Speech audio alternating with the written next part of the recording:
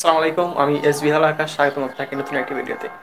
আজকে আমরা যাব হবিগঞ্জ স্টেডিয়ামে, যেটা বৃন্দাবন সরকারি কলেজের পিছনে অবস্থিত।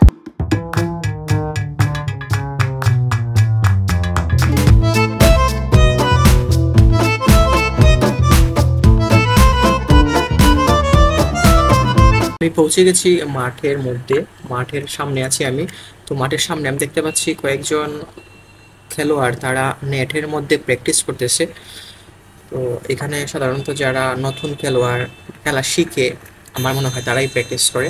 তো এখানে আমি মাঠে প্রবেশ করব হচ্ছে এখানে সামনের যে মূল গেট আছে তার মধ্যে দিয়ে। চারপাশে অনেকগুলোই পথ আছে প্রবেশ করার, তবে এই মূল পথ দিয়ে সাধারণত খেলোয়াড় কোচ বা খেলার সাথে যুক্ত সংশ্লিষ্ট ব্যক্তিরাই প্রবেশ করে।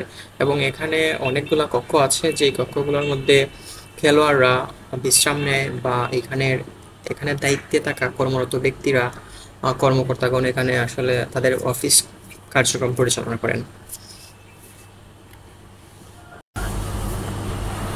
আমি প্রবেশ করছি মাঠের মধ্যে।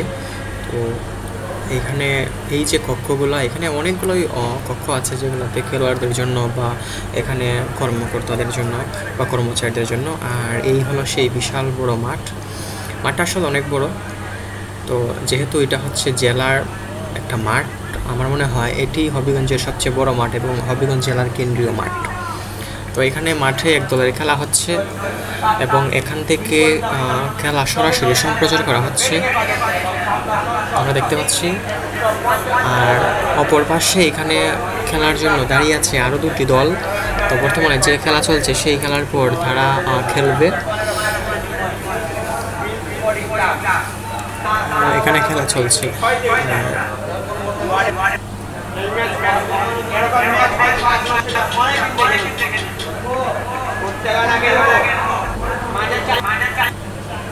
আর এখানে মাঠের এক পাশে দেখা যাচ্ছে রান বা ওভার যেটা হয় সেটা গণনা করা হচ্ছে।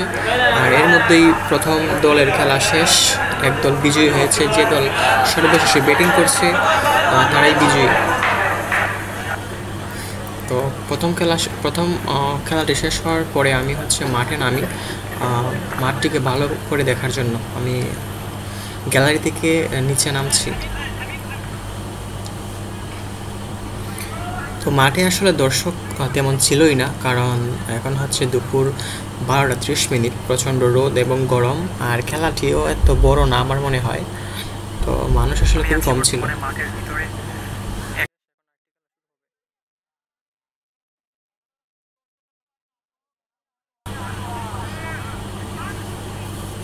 তো এখন দুপুরে আজান দিয়ে দিছে, আর প্রথম খেলাটিও শেষ। সেজন্য আমি মাঠ থেকে চলে যাচ্ছি আমার হোস্টেলে। আজকে এই পর্যন্তই। সম্পূর্ণ ভিডিওটি দেখার জন্য ধন্যবাদ। পরবর্তী কোনো ভিডিওতে দেখা হবে। ততক্ষণ পর্যন্ত সুস্থ থাকুন, নিরাপদে থাকুন পরিবারের সকলকে নিয়ে। খুদা হাফেজ।